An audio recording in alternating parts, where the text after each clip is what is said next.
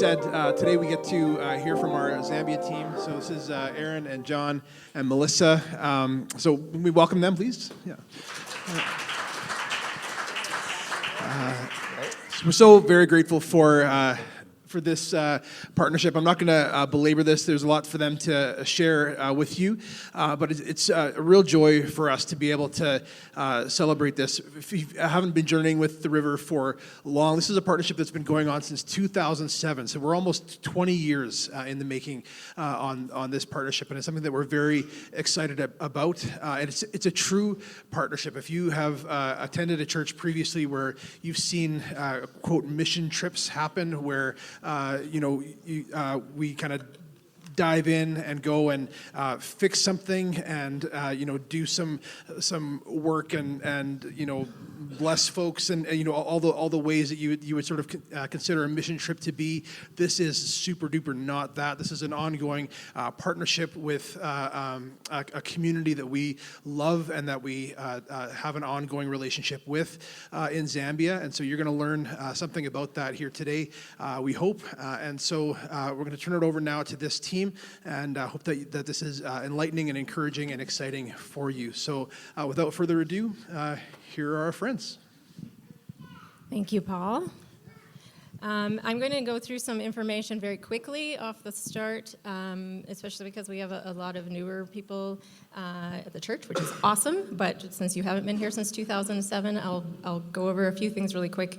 If you are somebody who wants more in-depth information on the history, there is a podcast still on our website that goes from 2023, the Zambia presentation in 2023. We went through the entire history and everything in detail. So if you want those details, that is available for you to listen to at any point in time. Okay, let's start off fun. What is our trip motto? For anybody who's ever been, what is our trip motto when we go? Low expectations. Yes? High energy, low expectations. Yeah, high enthusiasm. High enthusiasm. Low expectations. Okay. This is always what we start the training with, and this is what we remind ourselves of every day. Although I will say, spoiler alert, this year we had high enthusiasm and all of our expectations were blown away. So we didn't need the low expectations this year. So maybe we're finally figuring out how to do the trips after almost 20 years. Okay, can you go to slide number 2, Mia? Okay, so this, I'm sorry, we're sort of blocking it, but it's just a slide to show you the players in our Zambia partnership is World Renew, the Reformed Church of Zambia, and then, of course, us, the River. And it's a little bit confusing how it works, and if you ask the team up here, they would say they didn't even understand how it worked, even though I spent 5 months trying to tell them until we got there on the ground. And then it was like, okay, now I understand how this all happens.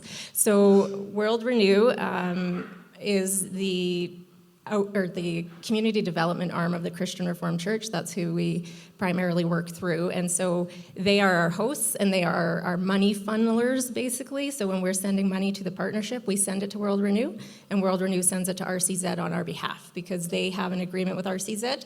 Our partnership is almost directly with RCZ, though. They're the ones who are doing all the work on the ground. They're the ones who host us. They're the ones we spend most of the time with.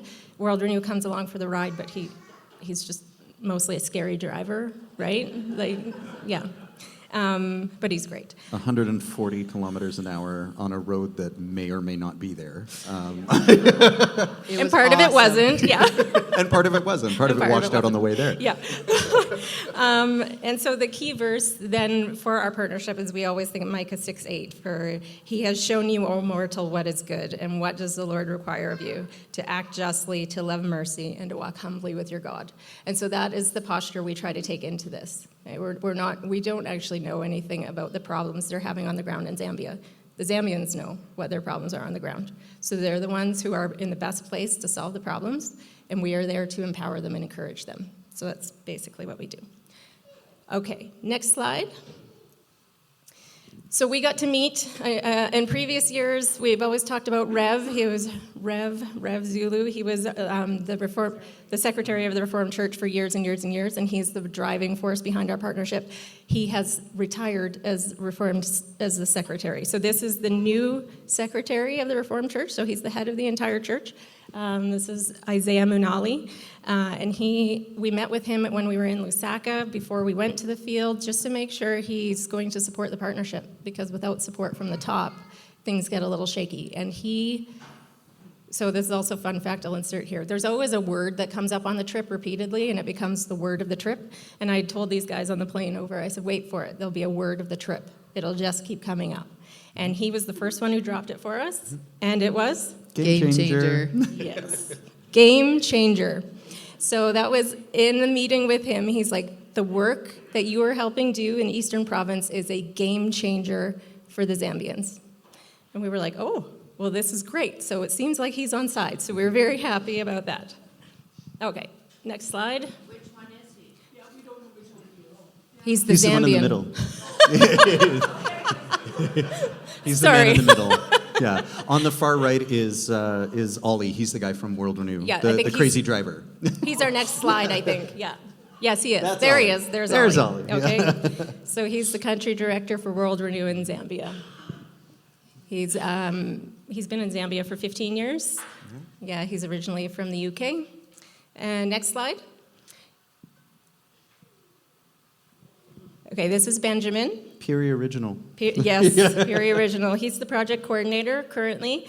And I put this video in just to show that not all Zambians are comfortable dancing in the circle. Or Canadians. Right, exactly. So when we look like fools, it's okay, because Benjamin felt like a fool too, but we're in there together making fools of ourselves. So next is, yes, Dancing Puri. Dancing Puri. This is Pennius. He is our agricultural field worker. He works amazingly hard.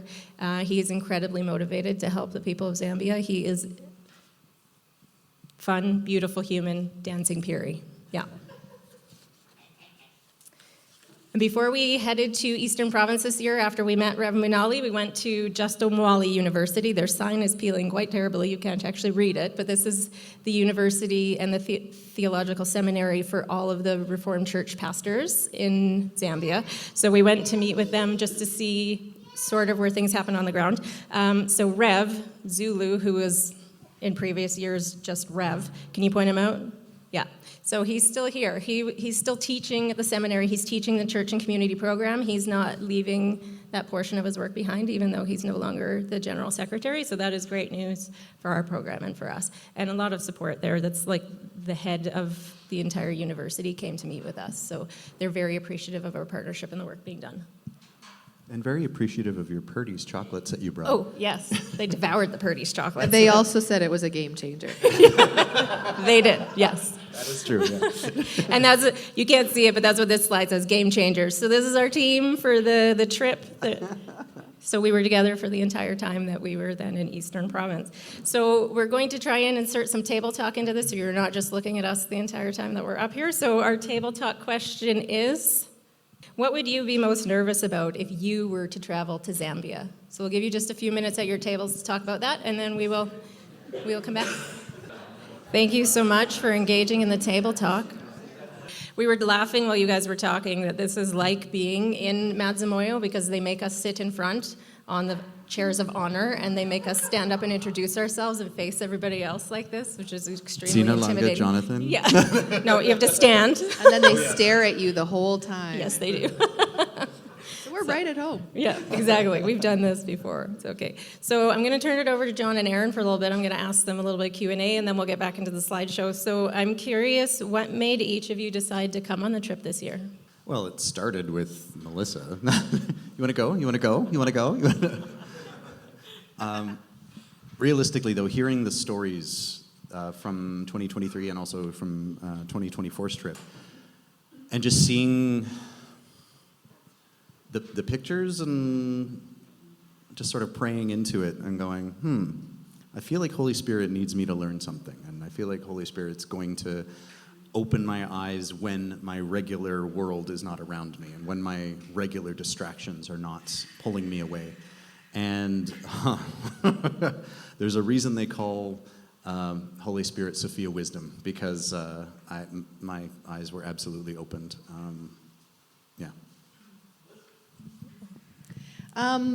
For me, my answers are usually always opposite John, so I hate following after him, but And you'll go first next this time. was actually completely random, so I had a lot of really big changes this last year, and my motto has kind of been like, Lord, where you lead, I'm just gonna follow. Kind of blind, kind of like the song we listened to. It's like, you're gonna part the waters, because I really don't know, and sorry, a little emotional there, and I'm just gonna follow. And so I grew up in the church, and I think a lot of your life, for somebody that grows up in kind of the church setting, is like, what's my purpose? What's my purpose? I don't want to miss it. I don't want to. And so just as I got older, it's like revamping what I believe my purpose is, but also just allowing God to open doors in front of me and walking them through. And just really trusting that God knows us. He knows our heart's desires. He knows our passions. There's nobody that knows us better than him. And his desire is for us to, live a full and fulfilling life and the things that he puts in our heart. So this was a supper downtown. Let's call it a supper with Melissa. And we It was actually called A Lot of Wine. that Okay, Melissa well, had. it was talking wine about night Zambia. downtown, and Melissa and I actually went to school together in grade 11 for one random year in Caroline, Alberta. So we kind of go way back, reconnected here through Hope, actually, and my friend's son. And so we're having wine, and she's talking about Africa. Anyways, long story short, it's kind of like, oh yeah, we usually take a team of 4, we only have 2, and with a few drinks, it was kind of like, I'll come to Africa, and then, yeah, things you say, and. But my husband and I, when we were first married, did live in the Philippines. I have multiple missionaries in my family, so missions, even though this is not what I expected, has always been at my heart. My kids are now grown up, and so I really have been feeling more stirred toward that. I couldn't sleep. I kept having these dreams, and I just actually called Melissa. I was like, actually, I think I was serious. Can I come? And she was like, a week later, hey, by the way, I booked your ticket. All right, guess I'm going to Africa. So a little different. I just feel like, it was God leading one thing at a time and just directed it in that way. Yeah, my favorite was the text message the next morning was, were you serious that I can come, or was that just the wine talking? Did we talk about Africa last night? Exactly.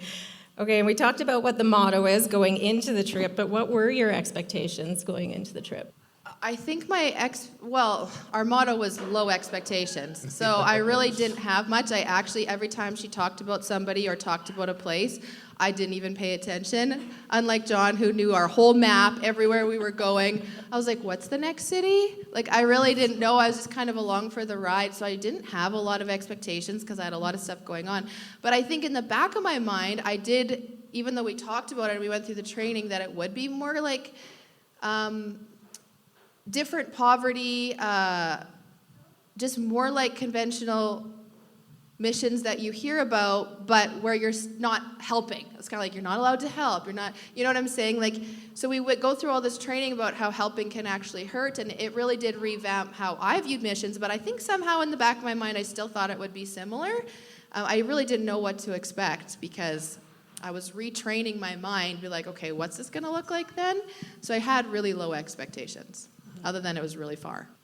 I don't think I'm far off from what Aaron said, truthfully. When you hear missions trips, and that's why it's good that Paul prefaced that the way that he did, and why Melissa's like, no, this is not a missions trip. This is definitely a partnership, and you can see the passion and the love on both sides here at the river and there in Mazimoyo, and it's just.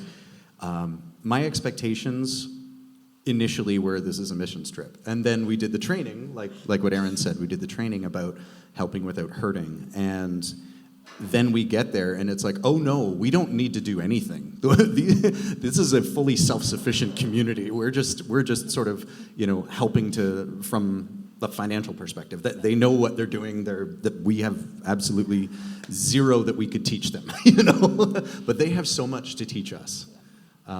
So I think my expectations were completely flipped. That is my favorite thing to hear. It's also my favorite thing to take new people, because a lot of times we get repeat travelers, which is also great. It's like super easy from my perspective because everybody knows what they're getting into. But to take new people and to see everything through fresh eyes is really nice for me, because then I get to actually evaluate how things are right now. Because I have the benefit of having went in 2007, so I know how far it's come, and I see all the differences, and sometimes I need to be woken up to what is right in front of me. Maybe can you guys just share a little bit about your experience? I have some stuff coming later, like a day in the life of a village visit, but one of your favorite stories or encounters from when we were there. Apparently I'm an honorary elder now. So I have a passion for languages, and I loved learning Nyanja. And so I was able to introduce myself and say the church I'm from and the country I'm from. And He showed off a lot. I wasn't trying to show off. In a good way, in a good way. I think folks were genuinely impressed by the passion that all of us brought. But then this, weird little white dude gets up and speaks the language to them, and they're like, "Whoa!" So one of the elders came over to me and through the translator said, we're so honored to have someone that cares enough about us to learn the language. And I was blown away. So It was cool to always see how they lit up when John would say some of their language. They'd be like, they'd just be so excited, and it's like, okay, there we go. It was very validating as far as they're just so thrilled that someone would take the time to meet them on their level. So Validating for cool. John, and then intimidating for the rest Yeah, of us and who then I was follow just it, and we're like, like, "Hi, I'm Melissa." How do you say hi again? Yeah, hi, I'm Aaron.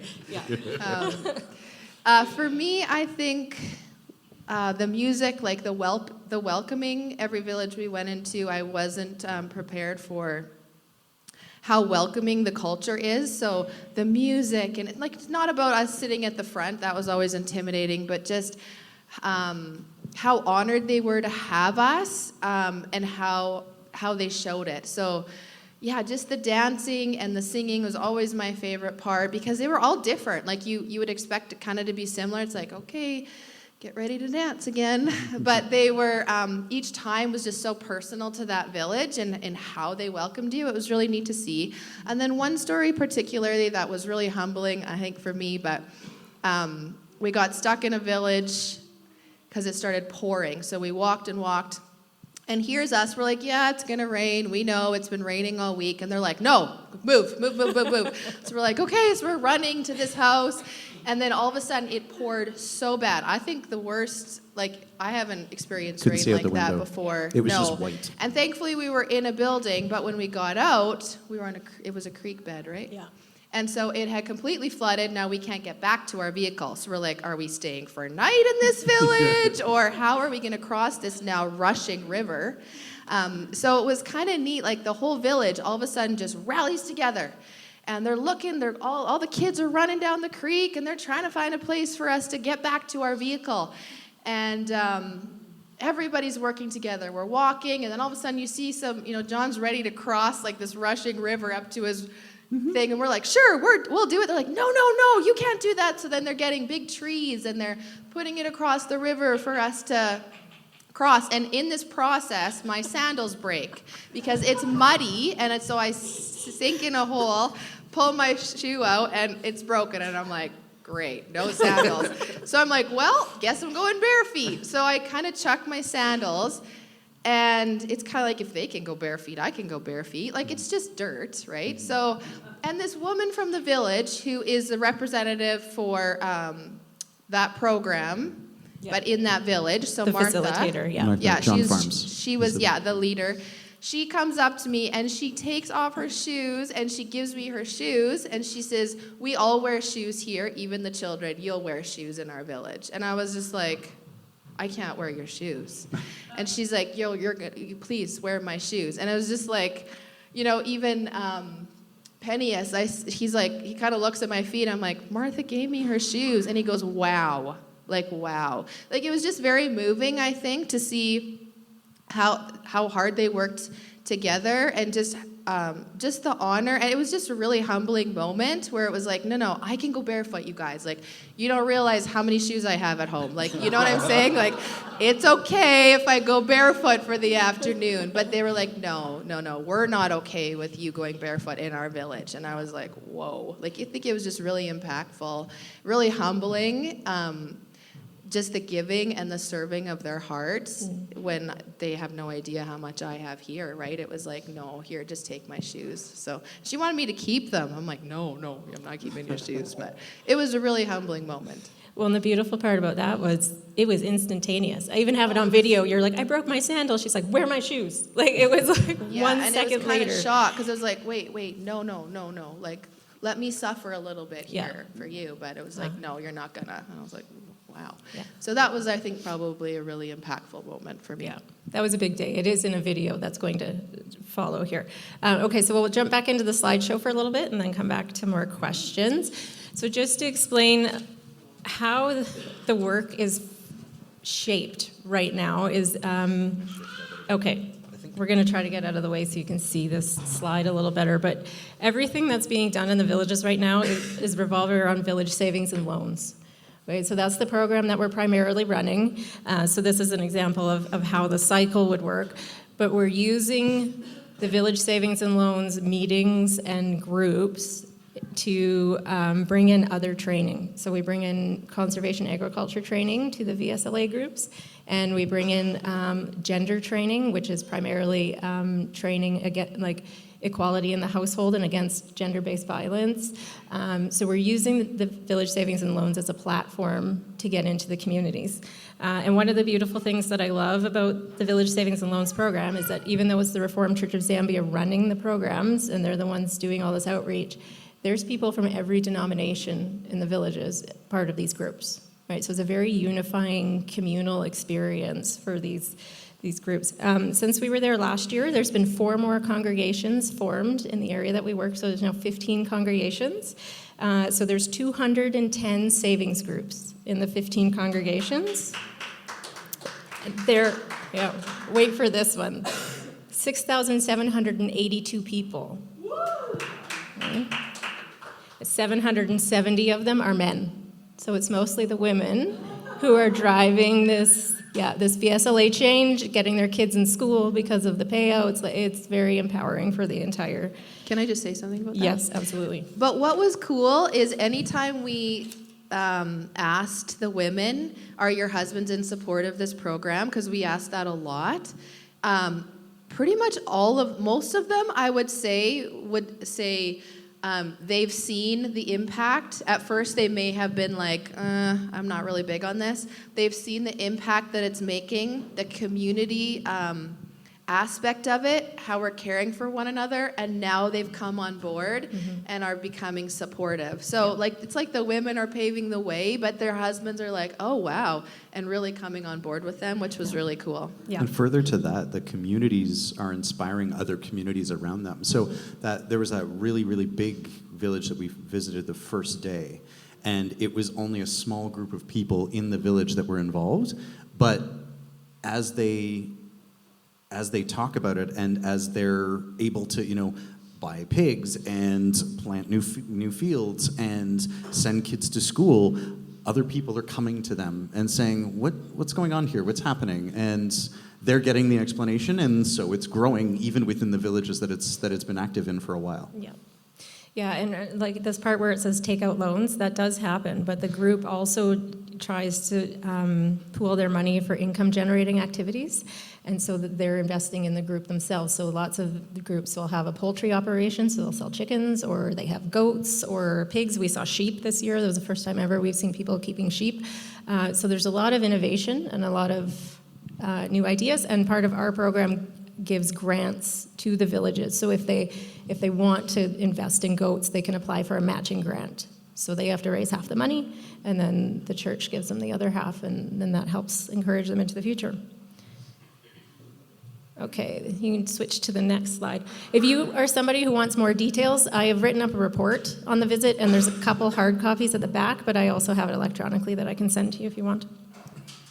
So for farming, the board reported that They bought 4 treadle pumps to share with the villages this year. So treadle pumps are pumps that you would put the one end in a creek, and then you almost do a stair climber exercise, and it pumps water into their gardens to help with irrigation. So they bought 4 of those, and every congregation out of 15 was given a ripper this year. So a ripper is a implement for planting, so you don't have to hoe so much. You just rip this little line and you put the seeds in, so there's less soil disturbance, right? It helps with keeping the nutrients in. Every congregation got one. That was mind-blowing to us this year. And then they gave out loans for sunflowers, soy, maize, and groundnuts this year. They couldn't recover very much last year because of the drought, unfortunately, so they did sort of have to like refund the entire seed loan program, but that was sort of unavoidable.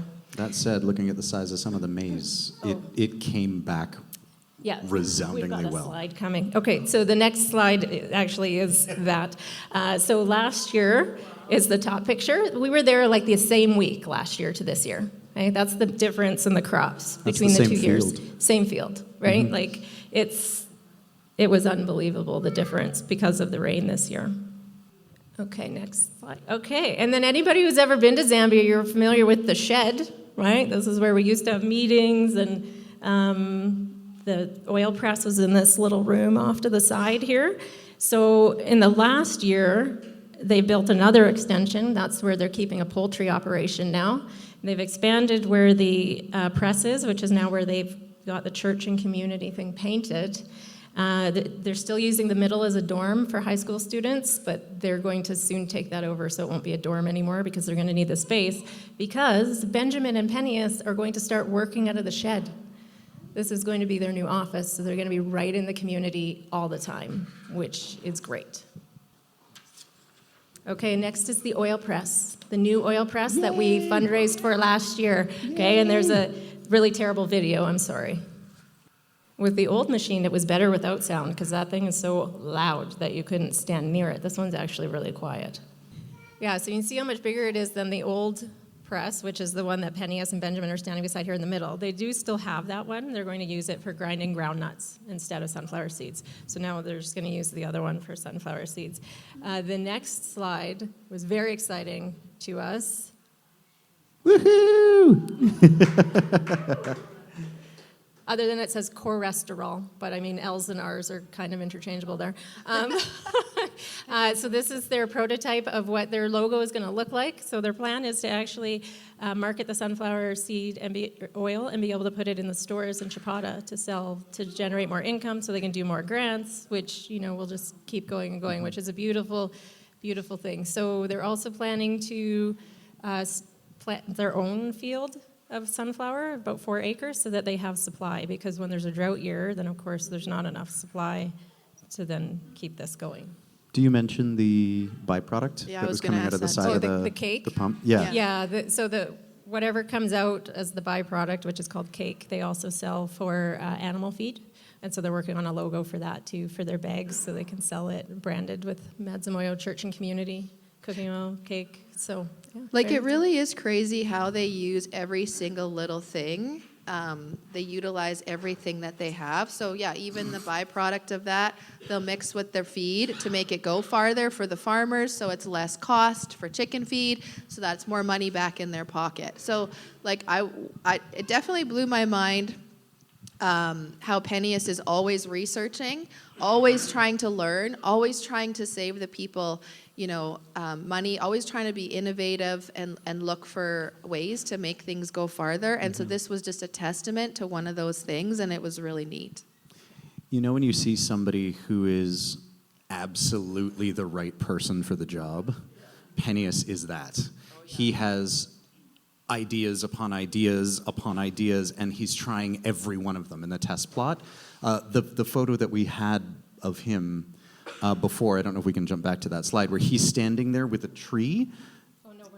He says, if you've run out of space or if you don't have a field, you can grow on your tree, scoop up some of the soil, and he sends wire out. And these are all just water bottles.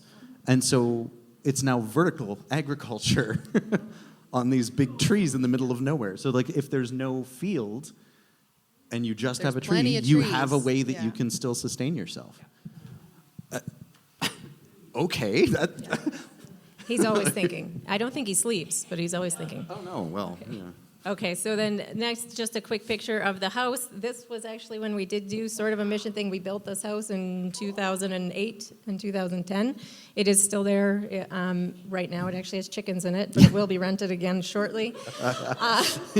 And then the next slide is the new house, which we showed the last couple of years. It's still not finished. Because of the drought, they didn't have enough money to put the windows in, so it's still not finished, but they're hoping this year they'll be able to finish it and also rent that one out. Okay, next we have a ridiculous, I apologize for the squeakiness of this video, but it's to give you an idea of what I'm losing my chitanga, what we do in a day when we're there, when we're doing visits, because it's sometimes hard for people to understand what we do in a day. So this is basically what we do.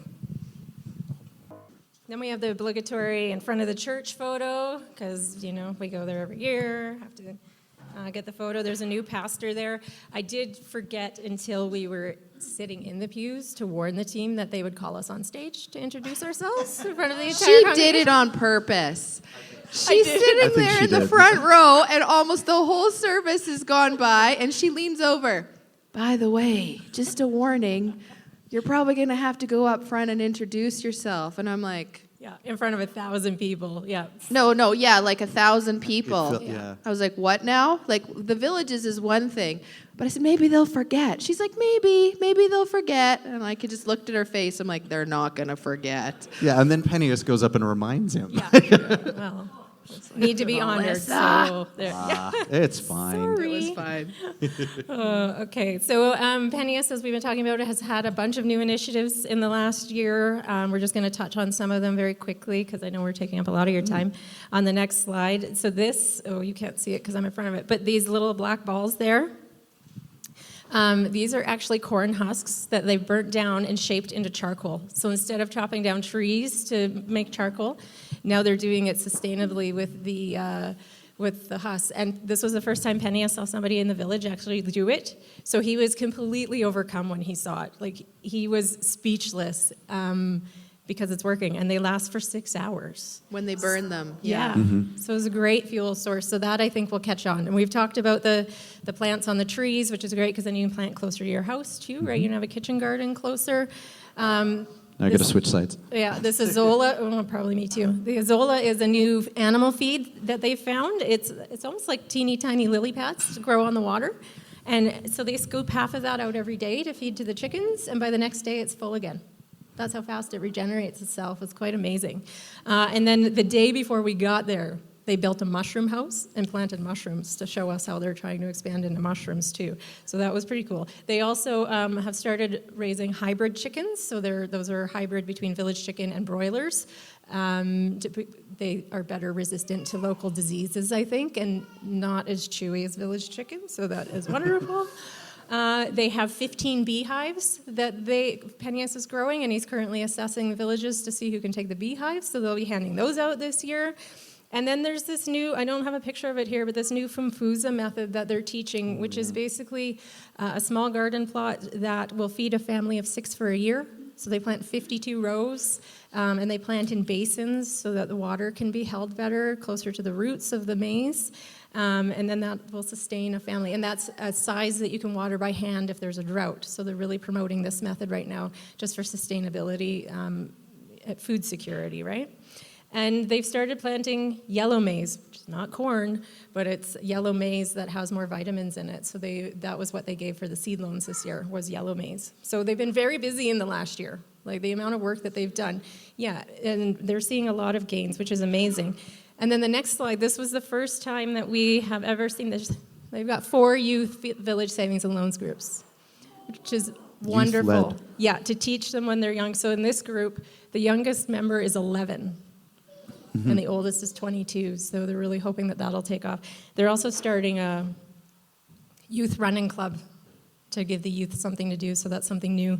They were hoping to change it into a football club, but in order to get the funding, they're not allowed to change it. It has to be a running club, so maybe it'll be running with a football. I don't know. We'll see how they do it. Rugby. Yeah. Okay, so we'll have a little bit of table talk before we wrap up then.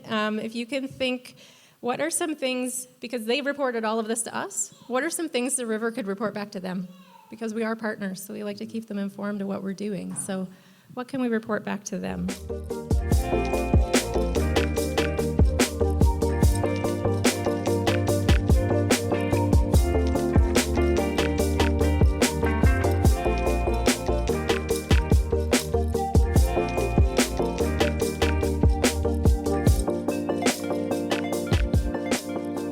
Yeah, that question. Well, and I think what would come out of that report, because we saw actually the effects, the funding stopped from USAID when we were there, and programs were completely shutting down, like in the middle of programming. And I was so relieved that we are not funded that way, that we go through World Renew and that our funding goes straight to the field, because then we know our program will continue, but there's a lot of people who are not going to have their programs continue. Yeah, and we'll have to think on that, how to keep bringing that attention to the fact that we are a global community. Yeah. And also the fact, we've been asked multiple times when we're there how big a church the River is. Is it a denomination? How many congregations is the River? Because our program has such profound impact. They can't believe that one small congregation in Canada has been able to fund this work for almost 20 years and have this kind of impact. And it is mind-blowing when you go and you see the changes.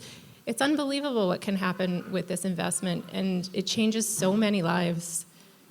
I would say that the word partnership is such a good explanation of the relationship between the Zambian people and this church, because I think when we get there, not the fact that they're celebrating us, but that they really actually do feel connected with us in how they welcome us. Like, there is definitely a partnership feeling where it's like they, of course, they're appreciative of our support and they want to show that they're appreciative, but that they want to know about us. They want to, I can really see how they choose to have the people come there and celebrate with them, because it's in celebrating with them, it's in doing community with them, even in the short amount of time, that bridges that connection and that partnership.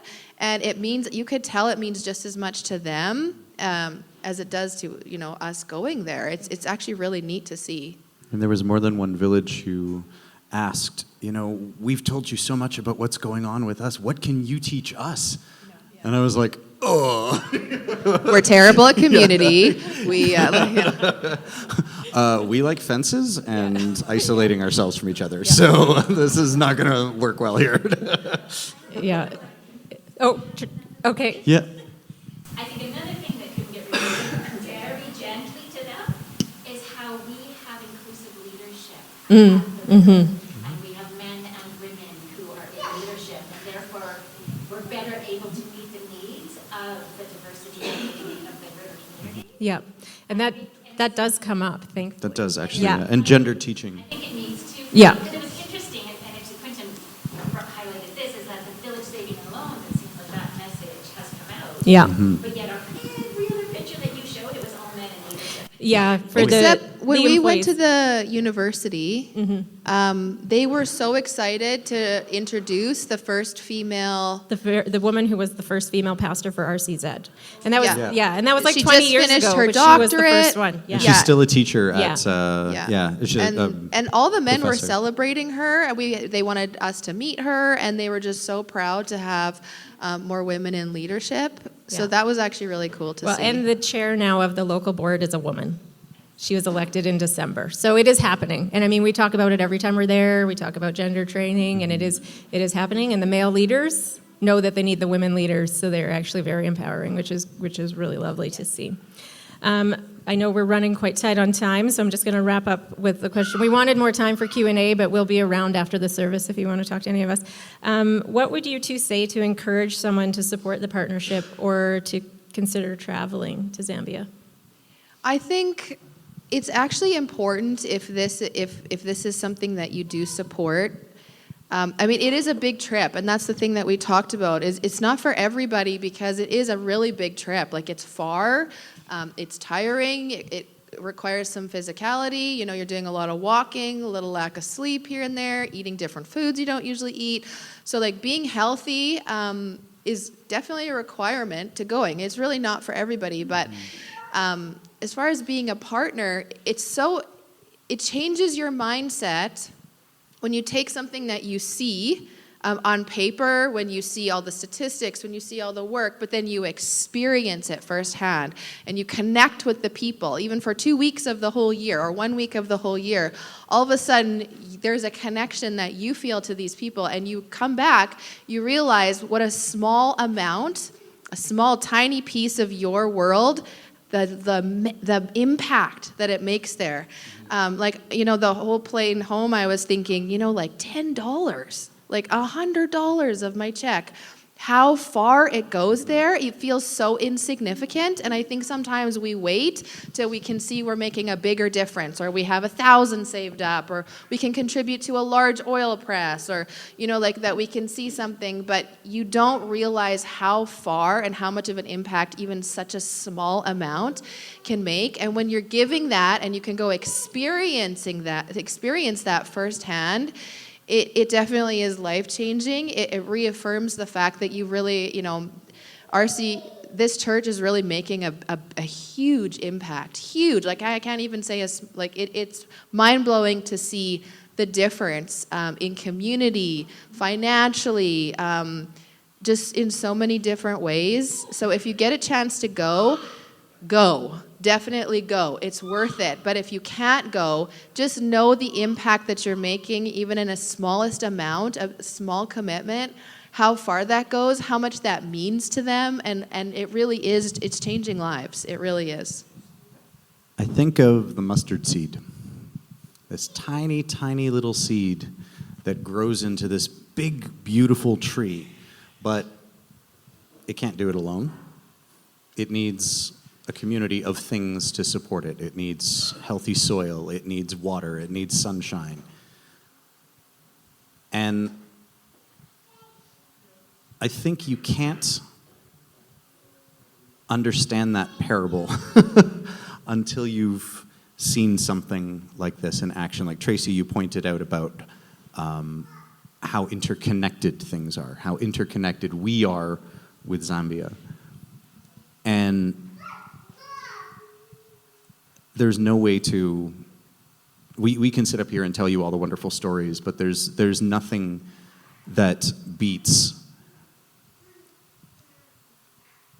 a family standing up and saying, I had nothing, and now I can send my kid to school, and now I can feed my family, and now I'm standing on my own 2 feet for the first time. And that's what this does. This is not just you send money overseas. This is helping 12,000 people. What we do here, just this one church. Imagine if we could talk to neighboring churches, the people upstairs. Like, what kind of impact could we have? Because Aaron is right. You already are. $100. $100 is like 2,000 kwacha or something like that. I remember I bought a Bible. 5,000 kwacha. We have no idea of the impact that we can have, and just from what we would see as just the simplest little thing that we think we're doing, we're just sending money to a project. No, this is transformational. Absolutely transformational, and this is Micah 6:8, 100%. We are doing justice. And I think also, despite or on top of a financial aspect, you really are partners. Like, when you experienced all the moving parts that are required to create an impact like this, starting here, it's like all the wheels moving together, all the gears working together, starting with this church, and then it just trickles. It goes through World Renew, and then it goes through the churches there, and the leadership there, and then Benjamin, and then Pennius, and then to the villages, and the leaders in the villages. It's like, you're all important in that aspect. Like, you're an important turning wheel and gear with all these other little gears around it, all working together. And it's a really neat picture when you get to see and experience it, and I hope you'd be encouraged to know what an important gear and an important wheel that you guys are. You are in this big picture. You may never set foot in Ufa, or in John Farms, or in Lusaka. or in Chipata, but you're going to have an impact if you get involved in the partnership. You are going to have an impact there. And that's not something that my words or my tears can express to you.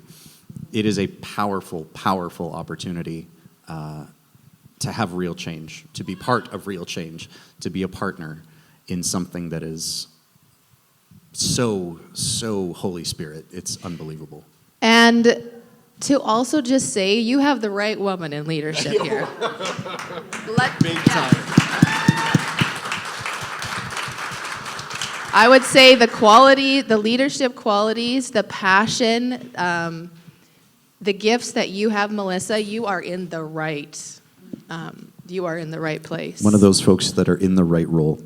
Yes, and so her leadership is so, wow, it just blows your mind, and how the connection, like how she's a bridge and a connection between the two.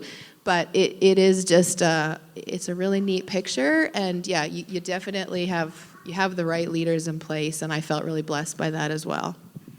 Oh, well, thank you. It's my honor to get to do this work, so I'm just grateful for this church that supports it, truly. And thank you both for coming along. You were so fun, such a gift. You rolled with having no sandals through all the thorns and brambles. And John, you know, your heart is always on your sleeve, but it was opened there I think in a whole new way, and it was a beautiful thing to be able to witness and watch leadership there speak into you. Mm-hmm. That was beautiful.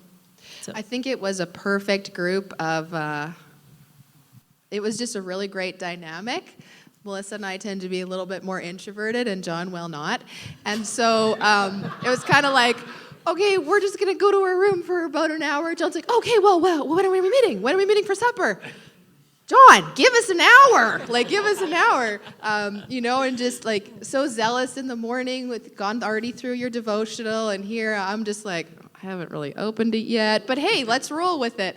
You hadn't had your coffee yet. Oh yeah, I hadn't had my instant coffee yet. But I just think it was, I think we could all say that we felt so blessed by all of our personalities. It was clearly a God-ordained thing, how we gelled together, how it was just, there was no issues. No. None. It Zero. was just super fun. Yeah, they're not going to say that when I leave, that, oh yeah, there was. No, there was no issues. That Aaron, let me tell you. That Aaron, yeah, no, it was a wonderful, wonderful experience that was clearly just, we all felt the presence of God all the time. Yeah. Wouldn't you say, John? So many times John would be like, whoa. Well, and John was like, I'm singing this song in my head right now, which is why he designed the set list today, because he is actually a streaming service. Oh, He's got yeah. a song We're in like, his head. we kind of the started to songs, make fun yeah. of him. I'm like, what song do you got? John, we're looking at Waterfalls. What song is it now? Great is thy faithfulness. Great is thy faithfulness. So it was kind of an ongoing humorous thing, but I just think that we just experienced the presence of God so much in everything that we did. It was really cool. Yeah, it was really neat. Yeah, it was beautiful. I know So thank you for your support, for your prayers. Yes. We really felt them. Mm-hmm. We felt like we had a whole group of people behind us the whole time. We didn't feel alone. We felt supported. And that was also a really cool feeling, hey? We talked about that regularly as well. So thank you to those of you who are on our feed, who prayed for us, encouraged us, supported us. It felt like we were going as a team and taking you kind of with us, and we loved that. The couple of points where we felt a bit nervous, and you just felt hands laid on us, and it's I was Total terrified peace. to get in that plane. I was terrified. Colin he was our pilot from Chipata to Livingston, and I was nervous to get in this little 4-seater plane. I mean, it was 6-seater, but the back 2 were filled with our bags. But absolutely terrified, because I'm like, I've never been on a plane this small. I'm nervous. I don't know what's going to happen. And the first thing that he did was he prayed for us. And it was a prayer, they've got people to get back to. They've got families who love them. Lord, just bless them. And I was like, okay, we're going to be fine. Yep. Yeah. Well, thank you all for your support and your prayers. I know we've taken a little more time than we were anticipating this morning, but if you want to, we will be around if you want to talk to us afterwards. Thank you.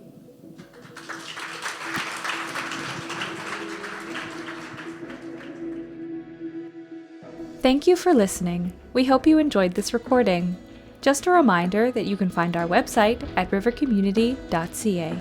There you can find our events calendar with information about upcoming messages and gatherings, or sign up for currents. Feel free to send us a message on Facebook. We'd love to hear from you. Our services start 10 o'clock Sunday mornings, and you are welcome to come early for coffee, tea, and bagels. Have a great week. Bye-bye.